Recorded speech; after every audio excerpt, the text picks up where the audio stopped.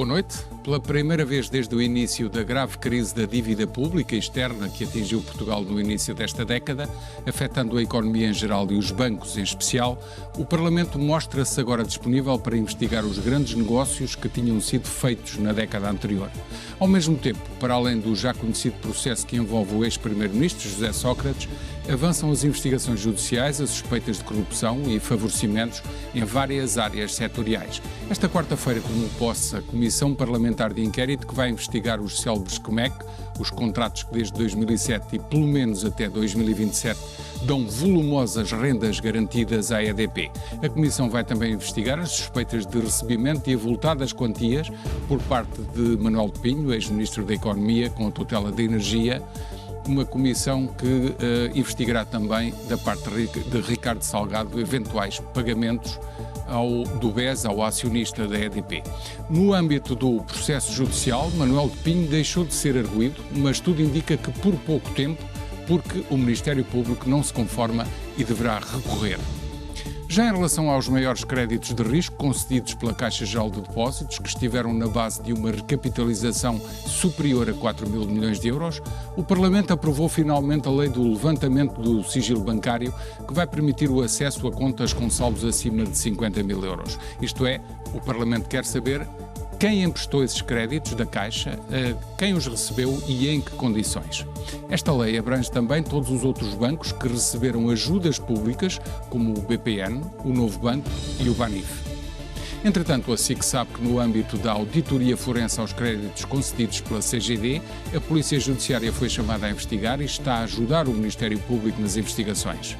Repito, a Polícia Judiciária está a integrar a equipa que investiga os grandes créditos de risco conseguidos pela Caixa antes da recapitalização no inquérito que é dirigido pelo DCAP.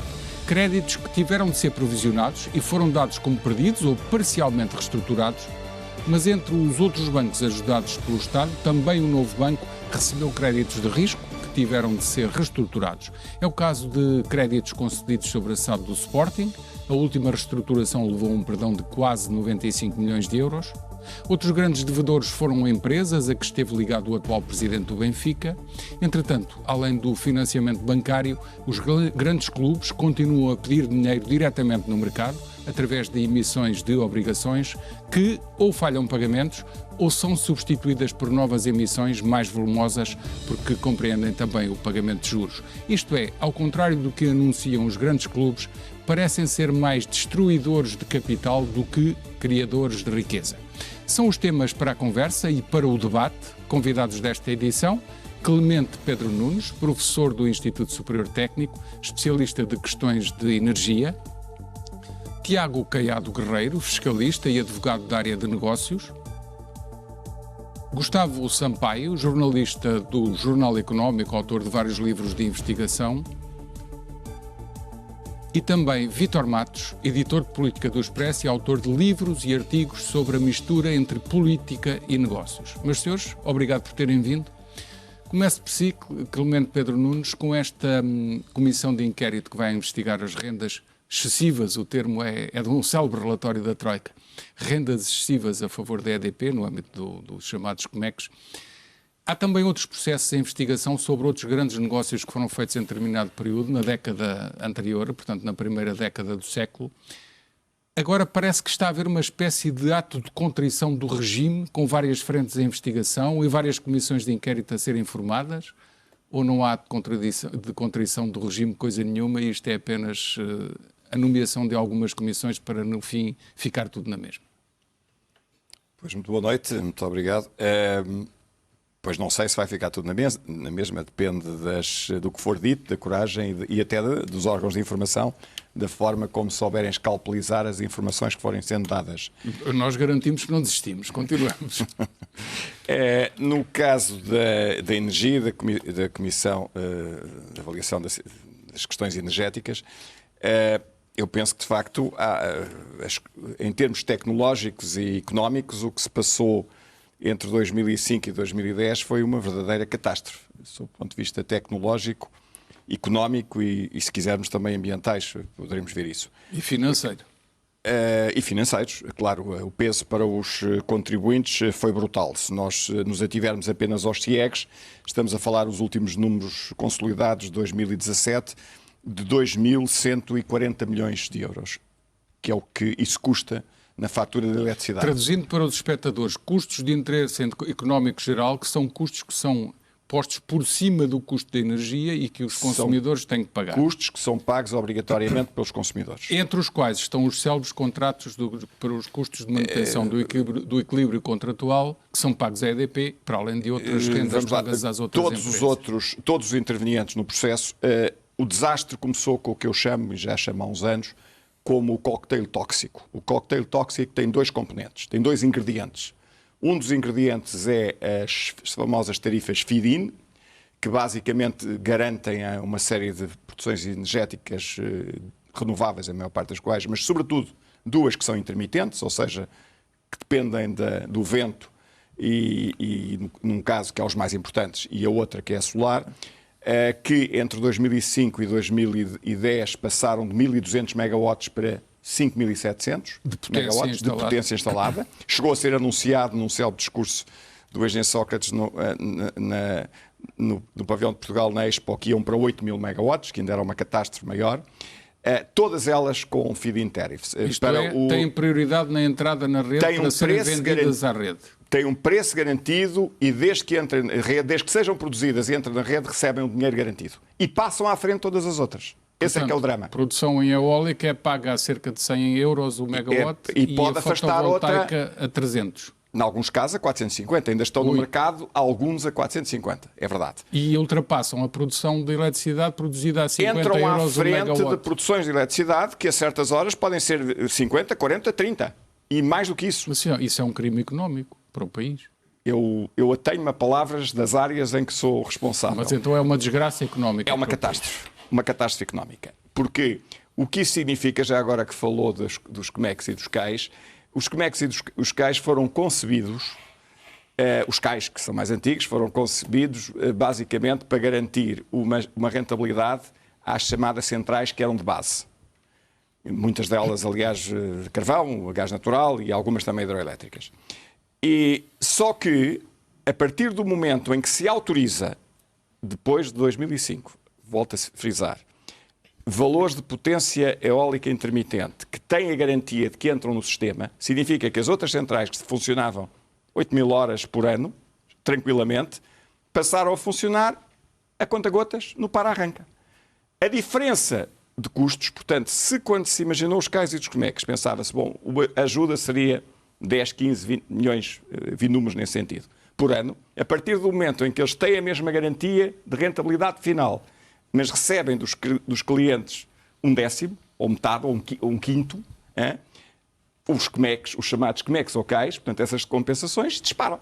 Então, para ver se eu percebi, os espectadores perceberam. Isso é que é o cocktail tóxico. Os contratos para a manutenção do equilíbrio contratual era uma garantia que era dada às centrais de que eram pagas se não produzissem, mas poderiam continuar a produzir em concorrência com as eólicas e as fotovoltaicas se não houvesse essa prioridade destas últimas. Se houvesse essa prioridade e houvesse essa quantidade. Certo. E na altura, esses COMEC não eram em si o pecado. O que aconteceu foi que a mistura entre COMEC e a prioridade das outras formas de produção levou ao tal coquetel explosivo. Eu não vou tão longe que os COMEX em si não eram um pecado. Estudar os COMEX em profundidade, qualquer pessoa que o tente fazer, é complexo porque aquilo espalha-se por vários diários da República e é muito extenso. E, de facto, há muitas dúvidas, até porque, de facto, a própria ERSE diz que as contas apontam para sobrecustos bastante grandes. Mas estou totalmente de acordo e esse aspecto é fundamental. O que ajudou a desestabilizar ainda mais, independentemente de já serem excessivas as suas rentabilidades, a lógica dos COMEX e dos CAIs também, foi a capacidade que foi dada de entrar no sistema, 5.800 megawatts de potência totalmente intermitente. Só para se ter uma ideia, 5.800 megawatts é muito mais do que o consumo total nas horas de vazio. E as horas de vazio, se formos à média da semana, são a maioria das horas. Portanto, que é todas as noites e todos os fins de sábado e domingos. O que Pedro Nunes nos está aqui a dizer é que a comissão de inquérito não precisa de procurar muito para encontrar um período no tempo, que era entre 2005 e 2007, quando é fixada... 2010, vamos lá ver, na lógica... Quando é fixada essa remuneração cruzada com a prioridade das tais produções eólica e fotovoltaica, e que é no período de Manuel Pinho. E isso eu estou aí a dizer é indiscutível.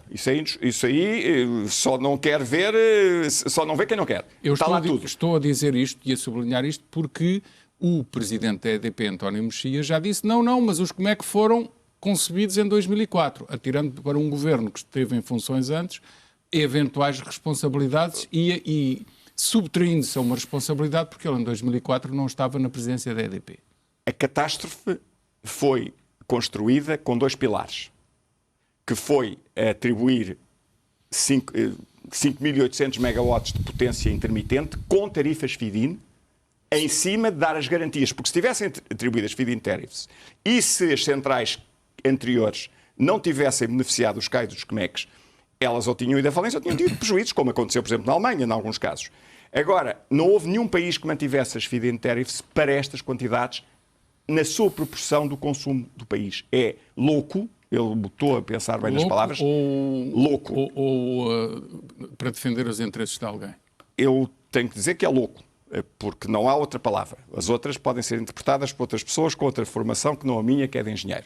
É louco atribuir feed-in tariffs a potência eólica de 5.700 megawatts num país cujo consumo máximo em vazio é 3.800. Só para ter uma ideia, significa que eu à noite, se tiver vento, tudo, rigorosamente tudo, tem que parar, menos as feed-in tariffs, e mesmo assim não chegam. Tem que andar a competir entre elas ou vender a Espanha, como acontece a preços baixos. Ou então conceber-se um novo grande pacote de barragens para justificar essa potência, que é o que aconteceu a seguir, e construir novas barragens que são um desastre financeiro. Vamos lá ver. Essas barragens são justificadas por uma minimização de uma loucura. É construir um bocadinho mais de loucura sobre a loucura. Eu talvez não fosse tão longe em termos de estratégia de processos. Eu diria que, admitindo que a loucura está lá, vamos lá ver, os espanhóis acabaram com a loucura, acabando com o conceito de feed-in tariffs. Porque há maneiras, por exemplo, nos Estados Unidos, tem vários estados americanos que dão subsídio para construir certas energias que consideram limpas ou renováveis, mas a partir do momento em que dão esse subsídio, ela vai ao mercado. Porque, repare, a incongruência é total. Eu, esta noite, por exemplo, se tiver vento, e se estiver a produzir a 30 euros, e pode estar, ou 40, pode estar, e se tiver vento, entra a eólica a 100. E o mercado diz, o senhor do carvão, o 30 saiu. E ele nem sequer pode dizer, espera lá, eu até vendo por menos por 30. Vende a 20, a 10, a 5. Então isto é diz, tudo que é contrário à liberalização. Os governos mentiram-nos. Isto não tem nada a ver com liberalização, mas o sistema elétrico não tem nada a ver com liberalização. Portanto, insisto, os sucessivos governos mentiram-nos. Vamos lá ver, a liberalização é o poder escolher entre os que estão no mercado, mas o sistema que está por trás... Não permite. Não permite. E as famílias pagam a eletricidade a 186 euros o megawatt, em média, e as empresas um pouco menos, a 150. Se for ver no ano 2017, que é o último, como repito, que tem dados, estou a falar de um quadro que é publicado pela ERSE. Estão aqui as PREs, que são exatamente os produção em regime especial, cujo grande, não é o único, mas o maior de longe, são as eólicas, custou aos contribuintes, consumidores, 1.145 milhões de euros. Portanto, dos 2.137, cerca de 60% é PRE. Agora, uma parte, este efeito é importante, uma parte do que aparece nos COMECs, que anda perto dos 400 milhões, é provocado pela desestabilização que as próprias intermitentes colocam no sistema. Eu, aliás, estou à vontade que numa conferência no Hotel da Lapa referi pela primeira vez, em 2003, a expressão capitalismo de cretino.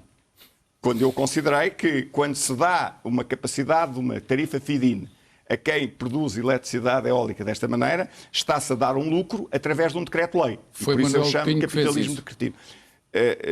Foi nesse período. As feed-in tariffs não começou com ele. As feed-in tariffs atingiram um nível, enfim, para utilizar uma expressão contundente e algo pouco académica, pornográfico, depois de 2005, porque eu repito os números. Em 2005, claro, eu estou-lhe a dizer apenas os anos.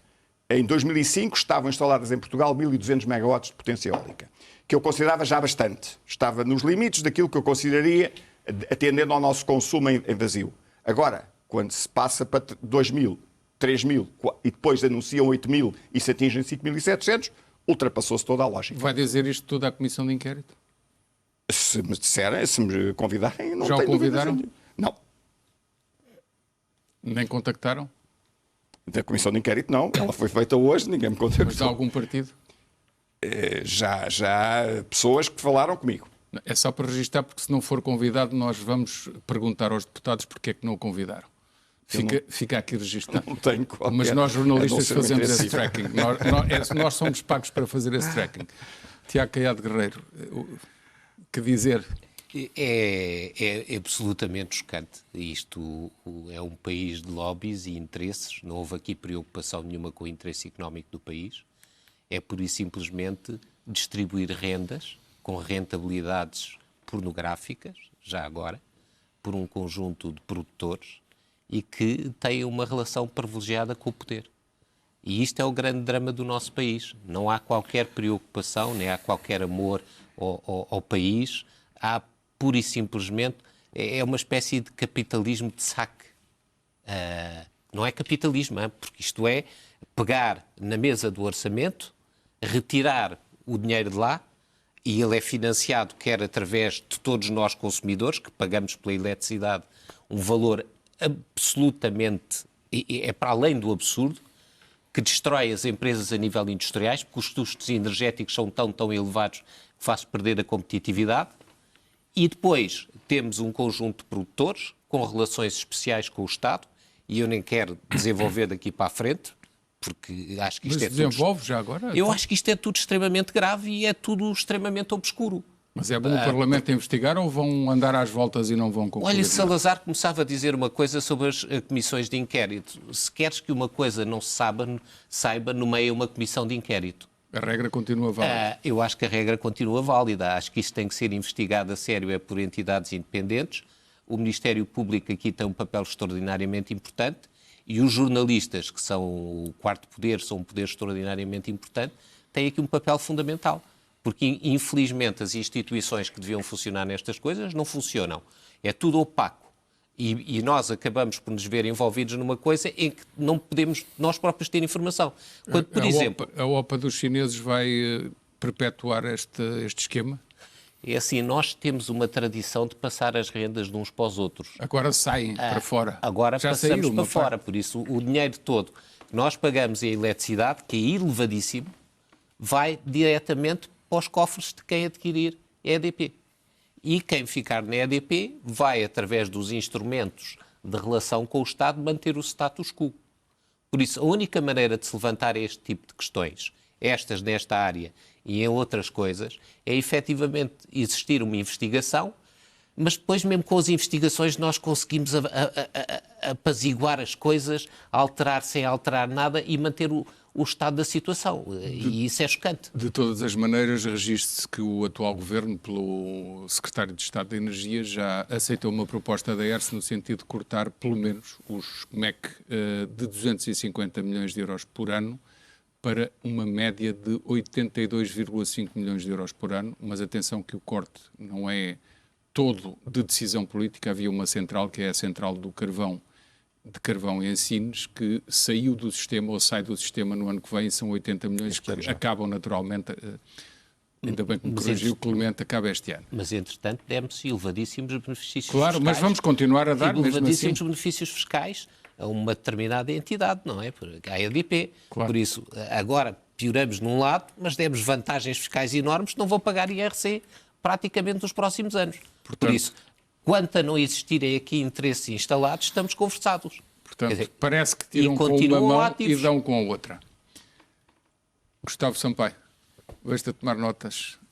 São muitas coisas que estão por dizer ainda, não é? Sim.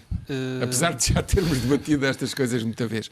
Que eficácia pode ter esta comissão de inquérito, para começar? Eu penso que a comissão de inquérito parte logo de um erro, que é não ir à procura da questão de Manuel Pinho, que acho que deve ser analisada numa comissão própria, muito específica, para analisar o facto de receber, alegadamente, dinheiro de uma empresa privada, de um banco, enquanto era ministro. Acho que essa Neste situação caso está deve tudo ser... na mesma comissão, as rendas e a situação Mas isso do depois Manuel cria Pinho. um bolo enorme que vai criar grandes obstáculos a que se esclareça rapidamente e de forma muito cristalina aquela questão que eu acho que é prioritária e urgente de saber e esclarecer se um ministro do governo português esteve durante anos a exercer o cargo, recebendo rendimentos de um banco privado com múltiplos interesses na esfera empresarial e na esfera estatal. Portanto, acho que parte logo de um erro a esse nível. A comissão de inquérito sobre as rendas, eu não acho que seja negativa, acho que é sempre positivo se vier esclarecer alguns dados novos, factos novos, se chamar pessoas à comissão que possam esclarecer e consolidar o conhecimento sobre esses factos, e acho que nesse sentido é positivo. Acho é que se devia ter separado o âmbito das duas questões. Mas complementando as intervenções anteriores, na questão do capitalismo de compadrio ou cretino, como foi utilizado há pouco, de cretino, eu sublinhava... É uma palavra composta, mas que é muito simples de apreender. Eu sublinhava uma questão que não foi referida, que é a associação dos SCMEC, a criação dos SCMEC à liberalização com o MIBEL, do mercado ibérico de eletricidade. E isto, na altura, e mais recentemente pelo próprio António Mexia, foi explicado que os SCMEC foram criados com o objetivo de neutralizar o impacto financeiro da liberalização do mercado. Então, para que é que se faz a liberalização? Isto é uma ideia completamente anti-mercado, na própria explicação do fundamento dos Mas a ideia da liberalização vem dos governos PSD e CDS, por influência da Comissão Europeia. Por imposição depois não liberalizaram nada, Europeia, criaram um monstro. E o próprio discurso político, como José Gomes Ferreira referiu há pouco, mentiu quando disse que o objetivo era a liberalização do mercado. Mas os próprios gestores da EDP reconhecem agora, mais recentemente, que o objetivo era neutralizar o efeito financeiro na EDP da liberalização do mercado, com todos esses sobrecustos depois e formas de cálculo que foram definidas, que não só... o anterior secretário de Estado da Energia, ou do governo PSD, Henrique Gomes, também denunciou que tudo aquilo lhe pareceu logo demasiado mau desde o início, a forma de cálculo que foi definida pelo ministro Manuel Pinho, e há agora também um parecer da própria ERSE que também levanta uma série de questões ao nível de sobrecustos e outros custos associados eu diria, aos próprios agora contratos. É que a ERSE parece ser, ou está a provar que é independente, porque durante 2 mandatos consecutivos não o provou, e provou mais que defendia as empresas em vez dos clientes. Essa é que é a verdade. Portanto, agora, e esse é um dos grandes agora problemas. É que parece que há alguma independência da É um dos da grandes ERSE. problemas da economia portuguesa, é a falta de regulação e os reguladores completamente contaminados pelas empresas que regulam. Porque quando se privatiza, é fundamental ter uma força regulatória eficaz que permita que o mercado funcione bem e que haja concorrência, que é o que me parece que não existe no mercado de energia. É uma concorrência completamente desfigurada e que depois tem o resultado de custos imensos, quer para as próprias empresas, ao nível da competitividade, como para os consumidores domésticos. Ainda vamos a tempo de fazer alguma coisa com esta exorbitantes. OPA dos chineses sobre o 100% de capital da EDP, ou ainda se torna mais difícil cortar?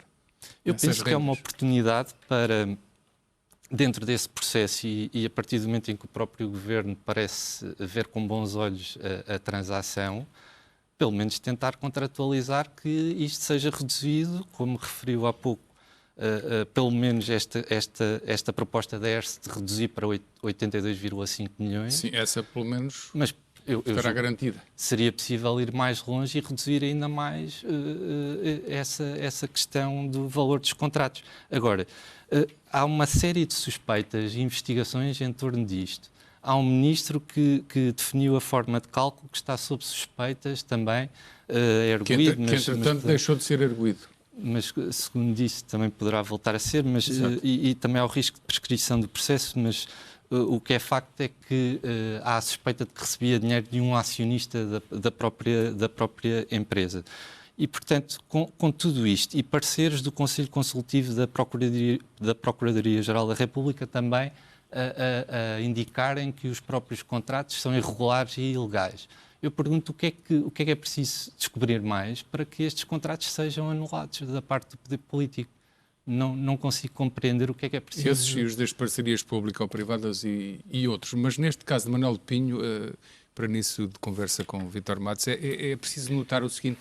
Eu vou dar uma opinião pessoal, correndo um risco aqui, mas vou dá-lo no seguinte sentido. Eu acho que Manuel Pinho seria mais arguído por uma ligação direta a um regulado ou um grande grupo económico dependente das suas decisões enquanto era ministro, por uma via muito mais direta até do que esta do BES ser acionista da EDP, que era o facto do Grupo Espírito Santo, nomeadamente o GES na área turística, dependia de decisões diretas do Ministro da Economia na aprovação de projetos de turismo no Alentejo e pelo país todo, e não só aprovações de projetos, como subsídios que eram dados diretamente e ajudas, apoios de fundos europeus e perdões... E vários projetos PIN que tinham projetos autoestrada PIN aberta ao nível de e que o impacto Ministro ambiental. decidia e o seu regulado ou dependente económico estava a pagar-lhe.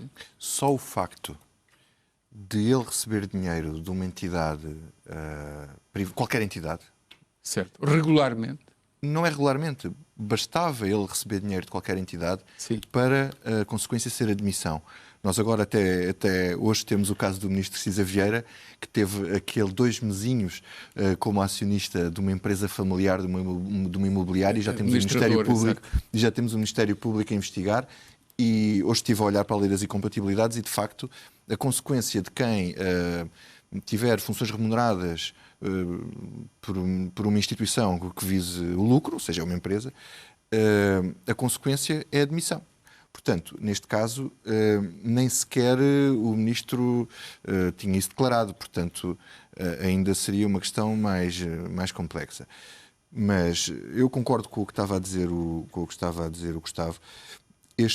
A Comissão de Inquérito devia ser sobre Manuel Pinho e não sobre as rendas excessivas, ou quer dizer, ou as então rendas que excessivas deviam ser outra coisa. separada. Deviam estar separadas. Aliás, o PSD, até nós já escrevemos no Expresso que o PSD está a ponderar, se isto não der em nada, abrir uma comissão de inquérito só ao caso de Manuel Pinho, por si tem valor suficiente para ser alvo de uma comissão de inquérito. Agora, isto tem razões políticas para ter acontecido assim. Está tudo junto. Isto é uma bandeira do Bloco de Esquerda. Isto aconteceu cronologicamente. Houve um domingo em que Rui Rio disse que queria chamar Manuel Pinho a uma comissão parlamentar de economia. Na segunda-feira, o Bloco de Esquerda anuncia a intenção de fazer uma comissão de inquérito às rendas, e incluindo o caso de Manuel Pinho dentro da comissão de inquérito. Porque é uma guerra antiga do Bloco de Esquerda, é uma das suas bandeiras, e assim consegue ao mesmo tempo ter o apoio do PS para a comissão de inquérito, porque acaba por diluir um bocado a questão de Manuel Pinho dentro disto.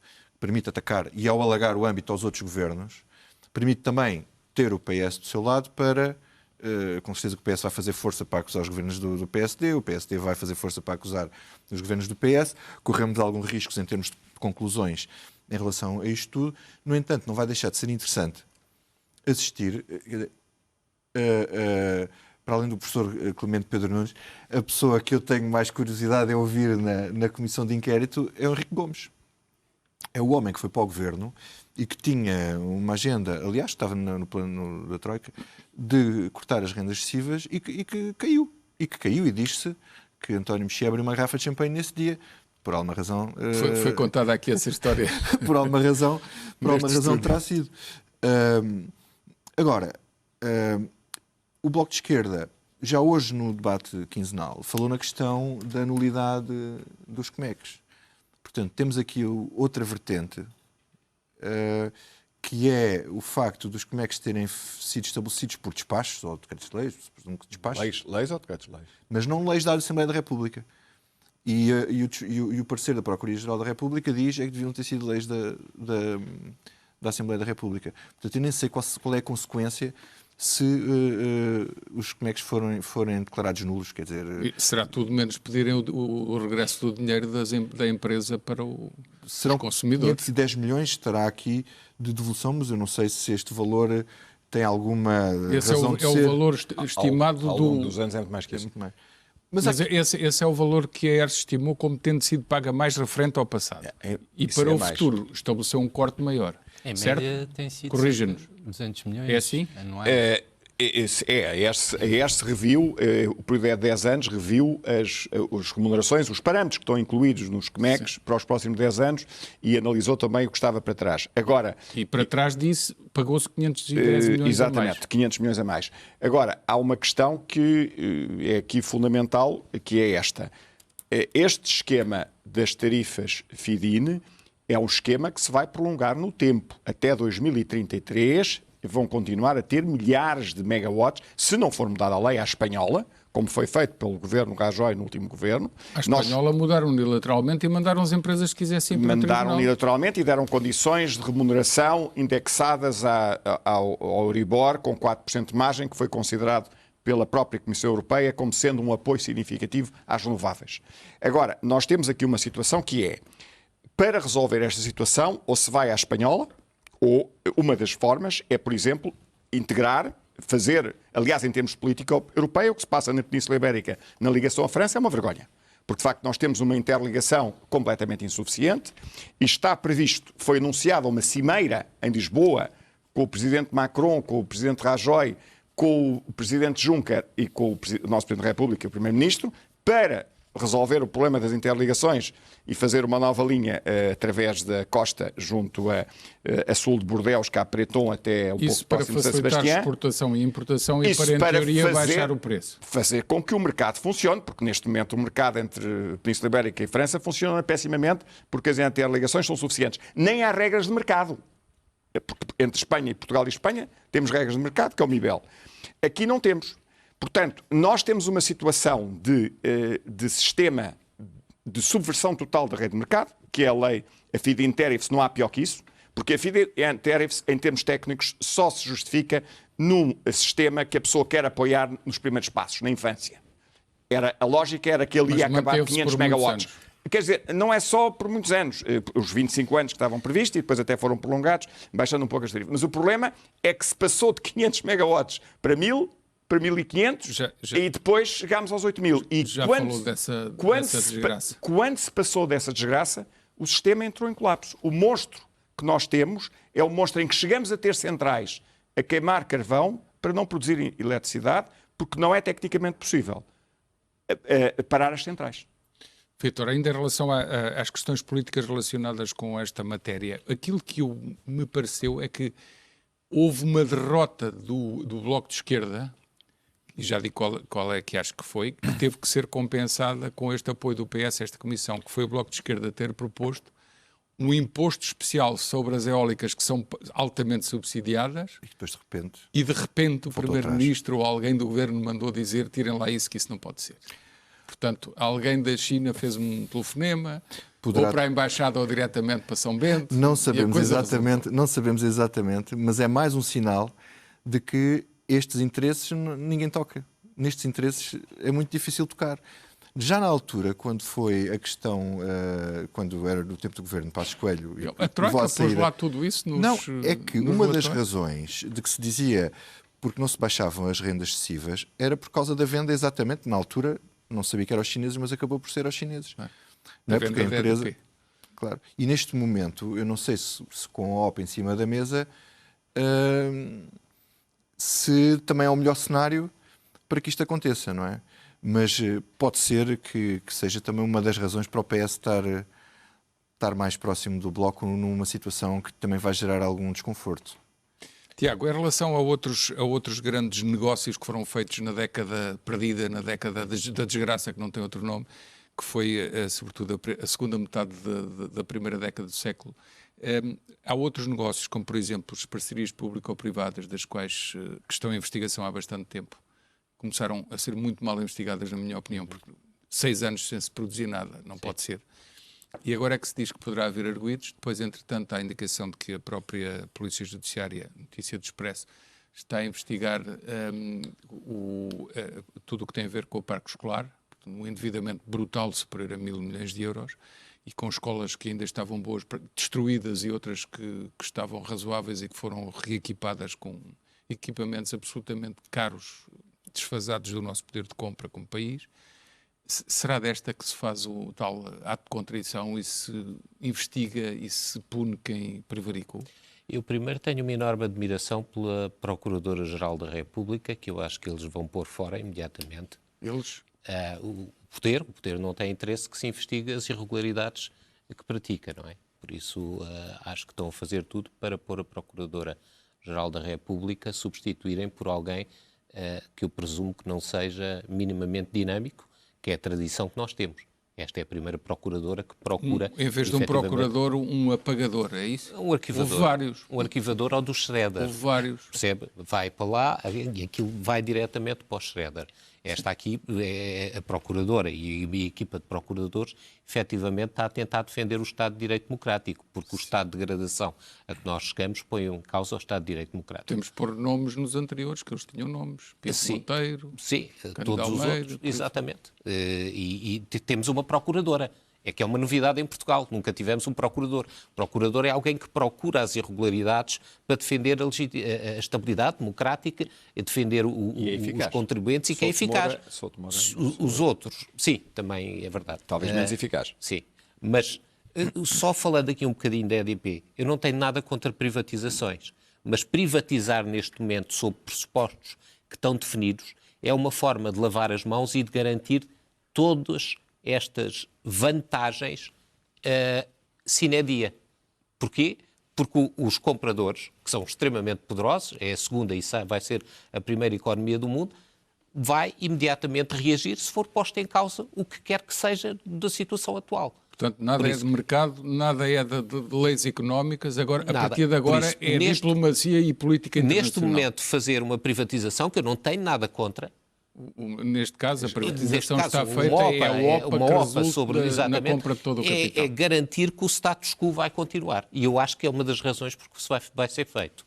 Relativamente às parcerias público-privadas e que foi feito ao parque escolar e que foi feito em muitas outras coisas, as rentabilidades que foram garantidas são absurdas.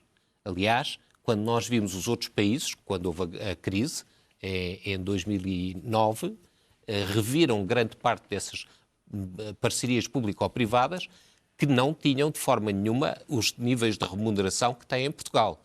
E as municipais ainda conseguem ser piores, não é? A construção de piscinas atinge níveis de remuneração que passam do obsceno, eu não sei que palavra podemos designá-los. Agora, isto está finalmente a ser investigado. Por isso, se, por exemplo, estas comissões de inquérito que estão a ser nomeadas não chegarem a conclusões sobre as coisas, não tornarem mais transparente o que se passou...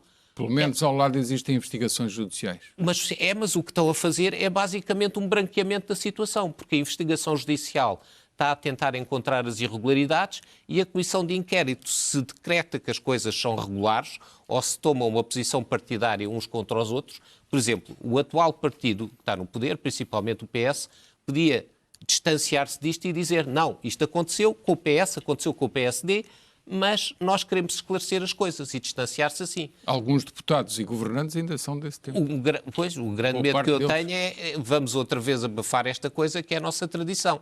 E uma das coisas só que me impressiona é o enorme preço que o país paga por tudo isso. Quer dizer, os transportes são caríssimos, as autoestradas são caríssimas, a energia é absurda, as infraestruturas do parque escolar têm rentabilidades loucas... E depois toda a riqueza que nós possuímos é transferida para todos estes interesses. Muitos deles do exterior. Clemente Pedro Nunes, temos agora em investigação os créditos concedidos pela Caixa Geral de Depósitos e é uma notícia confirmada por nós que a Polícia Judiciária está a ajudar o DCIAP a investigar estes créditos concedidos. É no âmbito da auditoria forense. Esta semana, ou nos últimos dias, o Parlamento aprovou a lei que permite o levantamento de sigilo bancário para depósitos acima de 50 mil euros. Muita gente ficará preocupada e se calhar muito dinheiro vai embora, mas também, por outro lado, será possível perseguir e combater muita corrupção e muito branqueamento. Portanto, eu acho que o sentido da lei até é positivo. Mas será possível pela primeira vez ter acesso a quem concedeu o quê de créditos, por exemplo, da Caixa Geral de Depósitos, mas não só. Vários partidos, sobretudo à esquerda, obrigaram, porque o PSD queria que fosse apenas sobre a Caixa, obrigaram a que se aplicasse também a outros bancos ajudados como o BPN, o próprio Banif, o Novo Banco. Acha que esta iniciativa é boa, o Parlamento agora ter acesso e perguntar quem é que concedeu o quê a quem e com que garantias ou falta delas?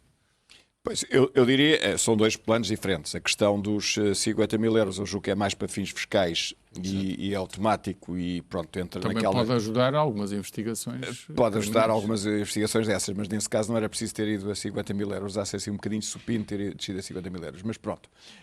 Quanto àquilo que eu chamaria os incumprimentos ou empréstimos que deram origem a imparidades, que julgo que é isso que está em cima da mesa, portanto, por reestruturações ou incumprimentos, ou o que seja, não se cumpriu aquilo que inicialmente foi feito, nos bancos em que tiveram apoio do Estado, eu acho que se justifica plenamente. Nestes referidos. É óbvio que se justifica plenamente, porque quando estamos a falar, e nomeadamente de valores acima, não sei se há um threshold de 10 milhões de euros ou coisa no género, eu acho que se justifica plenamente, porque, vamos lá ver, quem tem o poder é quem tem momentaneamente o dinheiro. Hoje não é o detentor do capital. Pode ser o indivíduo que tenha a dívida que alguém pôs o dinheiro na mão. Não é o verdadeiro dono, é quem usa o dinheiro. Não, os verdadeiros donos do dinheiro são quem tem o depósito nos bancos. São 3 ou 4 milhões de portugueses que têm os depósitos nos bancos e que, ao contrário de outros países como a Grécia, mantiveram-nos lá. Até agora. Vamos lá ver com esta situação. Até agora. Porque, de facto, as oportunidades de investimento são escassas, as taxas de juros são muito baixas, a perseguição ao investimento imobiliário começa a ser grande, portanto, eu começo a ter dúvidas. Agora, não há dúvida nenhuma que depois quem tem o poder nas empresas é quem vai buscar o dinheiro e depois está nas empresas e dá as ordens. Portanto, o poder está na dívida, em quem tem a dívida. Exatamente. E isso é uma coisa que a maior parte das pessoas não se aperceberam bem, porque os aforradores, e mesmo que sejam independentes, que tenham alguns bens de fortuna, não giram. Aliás, eu vi no Expresso este fim de semana, é verdade, em Portugal não há ricos, não há ninguém que se possa chegar à frente, em Portugal, para fazer frente à questão da OPA DDP. Ponto final. Como não houve no caso do novo banco. E, portanto, os meios financeiros que existem em Portugal estão muito dilapidados. Por isso, é necessário que aqueles que são emprestados sejam feitos com garantias. Aliás, eu defendo há muito tempo que a melhor maneira de proteger os bancos é obrigar as empresas a estarem mais capitalizadas e favorecer essa capitalização para que quando um banco empresta a uma empresa, ela tenha capitais próprios suficientes para servirem de almofada e não vai tudo arder na fogueira das imparidades. Gustavo Sampaio, esta iniciativa do Parlamento agora ir investigar estes créditos, quem concedeu o quê a quem e que depois deram em incumprimento ou reestruturação da maior parte? Que são medidas positivas de transparência e quase de decoro na medida do volume de dinheiro público que se colocou nos bancos na última década. Mas também aqui há um risco de se ir à procura de quem concedeu o quê e apanhar vários governos, nomeadamente na questão da Caixa, e depois aparecer PS, PSD, CDS e outros, e acabar por se diluir a responsabilidade. Sim, mas isso é um debate político que se faz e há dois planos. O plano da justiça, porque isto está a ser investigado no âmbito da justiça, e há o plano político. Esse debate político faz-se e os eleitores, perante esse debate, tirarão as suas ilações. É útil existir. É extremamente útil e vai permitir, na minha convicção, perceber muitos desses negócios de que falámos na primeira parte deste programa, porque havia ali uma centralização de muitos desses negócios na Comissão de Crédito da Caixa Geral de Depósitos, quando era liderada por Armando Vara. E isso tem grandes... Estava Carlos Santos Ferreira na presidência, mas se calhar muita coisa passava ao lado. Mas a Comissão de Crédito especificamente com Armando Vara, e depois houve aquela tomada de assalto do BCP também a partir dessas posições na Caixa, e eu julgo que será também importante, até ao nível jornalístico, para escrever essa história. Porque mesmo que não tenha efeitos ao nível da justiça, pode ter prescrito ou pode não haver provas de ilegalidades, pelo menos que fique escrito e que se saiba o que aconteceu nesses anos. Estamos mesmo quase no fim, Vítor Matos. Esta iniciativa de investigar quem concedeu o quê a quem. Utilidade, vantagem? Ou sim, inconveniente? Porque há quem diga que os bancos podem ficar destabilizados com isto. Não, destabilizados, sobretudo com a questão dos 50 mil euros, eu percebo o argumento. Sobretudo, pode ter a ver com a fuga de capitais. Penso que o veto do Presidente da República inicial a este diploma, invocando a instabilidade que ainda se vivia nas instituições financeiras, tinha a ver com isso. Realmente o valor é muito baixo e presta-se, não sei se há alguns truques de disseminar o dinheiro por contas e instituições. Mas a questão dos grandes devedores é uma questão de higiene pública e, sobretudo, quando isso onera os contribuintes da maneira como tem acontecido. Aliás, foi interessante esta semana ouvir António Horta Osório, um dos maiores banqueiros do mundo, a dizer que é uma decisão correta. O que eu acho que era interessante era agora, depois disto aprovado, voltar a haver uma comissão de inquérito à Caixa Geral de Depósitos e realmente, efetivamente, ver-se quem eram os devedores e quem é que teve responsabilidades na concessão daqueles créditos e da avaliação de risco que fez. Sim, sim. E o que é há ali de político por trás daquilo, não é? Há uma questão que eu realmente acho extraordinária, que foi citada, que foi o empréstimo feito pela administração da Caixa Geral de Depósitos a 2 ou 3 pessoas bem conhecidas, para elas comprarem ações no BCP, para irem à Assembleia Geral e para votarem que o Presidente e o Vice-Presidente da Caixa Geral de Depósitos fossem eleitos Presidente e Vice-Presidente do BCP.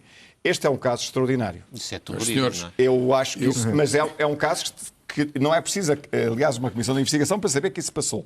O que nunca se deixou de ver à luz foi os documentos que estavam por trás disso. Meus senhores, eu conduzi de forma menos eficiente este espaço, chegámos ao fim e, infelizmente, tanto a continuação desse tema como o perdão fiscal ao Sporting, tema que eu gostaria muito de ver aqui debatido, terão que ficar para Fiscal a próxima... ou bancário? Perdão bancário. Obrigado pela correção. Perdão bancário, 95 milhões. É importante sublinhar isto. O clube, ou várias vozes do clube, dizem que não é verdade, que não houve, mas o próprio Presidente se gabou disso no artigo escrito no Diário de Notícias. Bom, terá que ficar para outra altura, meus senhores, muito obrigado. E ainda notícias de